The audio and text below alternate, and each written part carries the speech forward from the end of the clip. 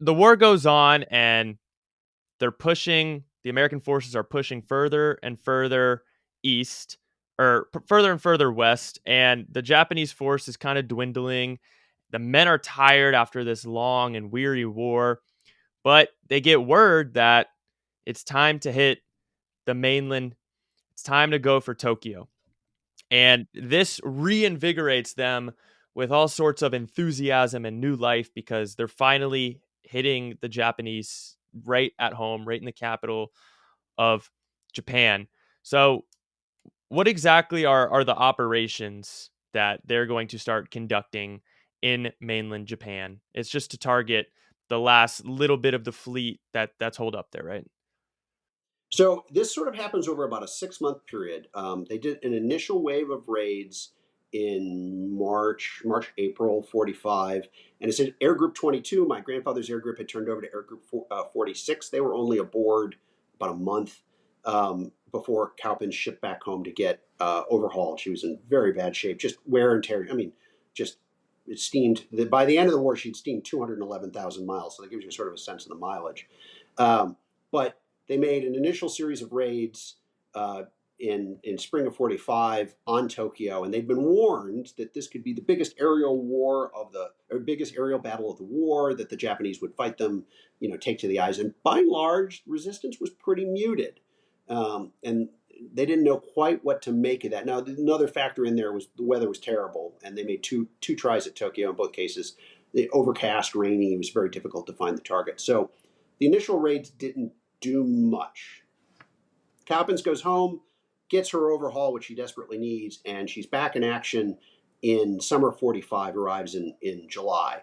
And the war is almost over. And the way that historians describe, what uh, the Fast Carrier Task Force was doing it, they called it the fleet that came to stay. Previous parts of the war, essentially what they would do is they'd raid. The carriers would sort into a place, they'd hit it for 2 to 3 days, and then they'd withdraw. And in this case, essentially, the fast carriers are moving up and down the Japanese coast, and they're not leaving. They're being resupplied at sea. They're hitting anything they can find to to bring the cost of the war home to the Japanese. And still, Japanese resistance is pretty muted. And what was going on at the time, many of the intelligence officers and the admirals had thought that the Japanese were beaten. This was it was this was a dead horse. They just don't have it left in them. And the reality was actually something very different, that the Japanese had decided to sort of hazard their remaining resources, hold them in reserve until the invasion. So they had planes that they weren't using. They were hiding them under haystacks and in villages and undercover wherever they could find it. They had gasoline and that they had set aside, and they were just waiting for the Americans to come ashore to essentially do as much damage as they could. Interesting. So that's an interesting decision by the Japanese to reserve all of their aircraft in expectation for a mainland invasion of Japan, which was a huge topic of debate. But that all was ultimately squashed by one of the most controversial decisions in world history, the decision to drop the atomic bombs on Hiroshima and Nagasaki. So the Cowpens and the American naval force, they start to withdraw from Japan, and they're pushed away from Japan, and everyone on board is, because these guys, they're just following orders, doing what they're told on a day to day basis. They're not aware of the commands that are being given to the higher ups, and they're being pulled away, and they're questioning, why are we're hammering Japan, why are we pulling back? A lot of them don't know, and then all of a sudden word comes in that Americans have dropped this extraordinary weapon on Japan. And without seeing the atomic bomb, I mean, you can imagine the guys on board just hearing letters or news.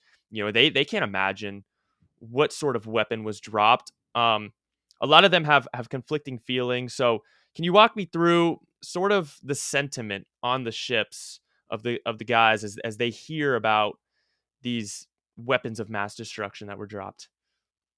Yeah. So, by way of background, virtually no one, with the exception of Admiral Halsey and I think just a couple of his key lieutenants, had been briefed on what was about to happen in terms of the A bomb, and they had pulled the fast carriers out of the way for about a week, just to make sure that if this was far more devastating than they thought, there would be tremendous radioactive fallout or whatever, that they would be well away from it. And you're right, people were used to Admiral Halsey. Admiral Halsey's a hard charger, and he always just attack, attack, attack, attack. And all of a sudden, they kind of leave for a week, and they're just sort of steaming up and down the Japanese coast, not doing much. And people really kind of wondered what the heck was going on. This was very un-Halsey. And I think at one point there was an excuse made that there was a storm coming. Well, everybody knows that Halsey's got a bad history of storms, so that made sense. But even still, it started to raise some suspicions that maybe something was up. So news of the first atomic bombing arrives aboard the Moo in August, and the reaction is it sounds more like science fiction than science. People didn't really understand what was going on. One of the senior admirals in the fleet, actually, someone had to explain to him what the word atomic meant. Like, this was completely out of left field. But as information slowly trickled out to the fleet, it sort of got the crux of it. This is a single bomb that can destroy an entire city, and there were a couple of camps on board in terms of like, okay, how do we respond to this? Most of folks were in the, I don't want to have to invade Japan, and this, I want to get home to my family, and I am in favor of anything that we do that will shorten the war and will accelerate that process. I talked to one veteran who had this recurring nightmare that he was going to be reassigned to a landing craft in the invasion and would die in the invasion. And so for him, he was like, this is absolutely the best thing ever, because he was convinced he was going to get killed in the invasion. But there were a couple aboard who said, well, this seems like a really awful, brutal way to go about this. Why are we doing this? We can just essentially, we quarantine, we blockaded all of Japan, we're starving them, and we're bombing them conventionally. Eventually that will bring them to their knees. And that was a view actually shared by Admiral King in Washington. So, he wasn't, in this case, the particular tail gunner, Avenger tail gunner, was not, completely out in left field. This was a legitimate view. But yeah, complete surprise, shock, and excitement. I think they wanted the war to be over, and this was an important step for them to get there. Yeah, one of the most extensively debated decisions throughout history. But despite the controversy, this does force the Japanese to surrender